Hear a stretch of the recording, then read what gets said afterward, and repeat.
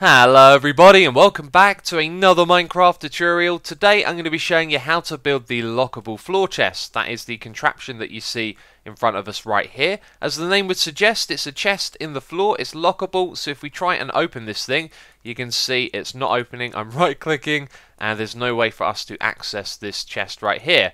But if we press this button over here, then some redstone magic is going to happen. A block will get swapped, and then we'll be able to open it by clicking on this far side. And you can see we now have access to all of our treasures inside the chest right here. And then when we want to lock it, we just press the button again, and now the chest is once again locked.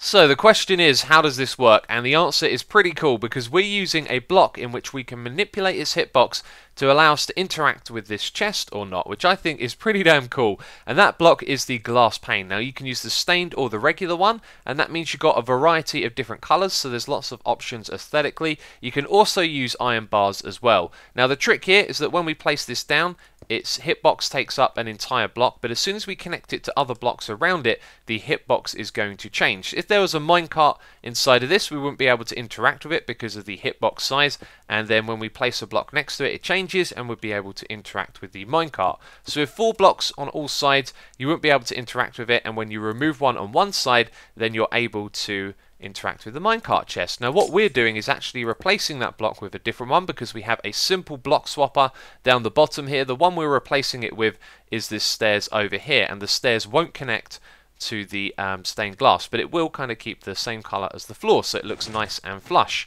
And there you go, you can see it doesn't connect on this side, which means we can right click over here and interact with our chest, press the button again, and then it's going to connect back up and the chest is locked.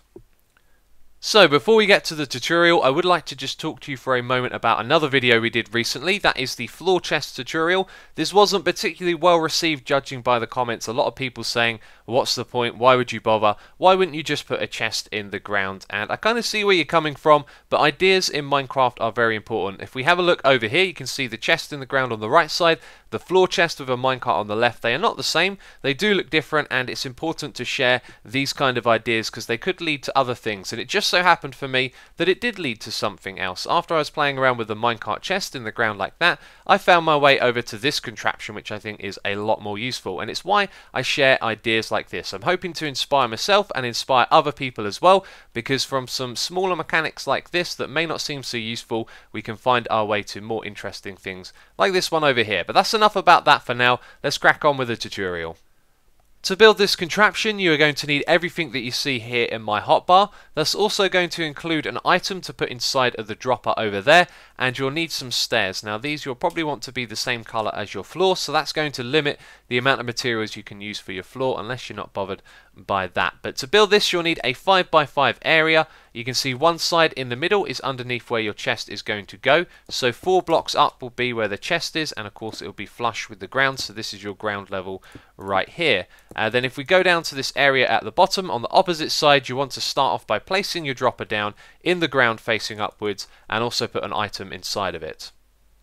We are now ready to place down the redstone, so we'll put a comparator here, behind it a hopper facing into the dropper down below, and then a block on top of the comparator, and 3 blocks in front of it like so, and on either side a block that's 1 up.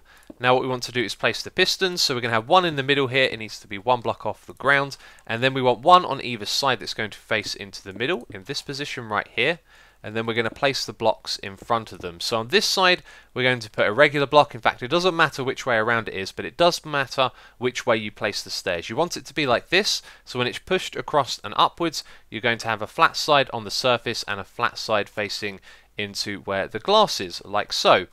So the next thing to do is to place down our redstone. We want 1 right there, 1 over here, 1 on top of the hopper and the block, and then in the middle we're going to put 2 repeaters facing into those blocks on either side, then a redstone torch in the middle, come round to the back here, place a redstone torch under each of these pistons, and then what we need to do is wire up an input. So this is your input line right here. What we're going to do is simply put a block on top of it and a button up here, and now our contraption is ready to go. So when we press this, it's going to put a block into position. When we press it again, it's going to swap it with another one, and now what we need to do is put the minecart chest into position.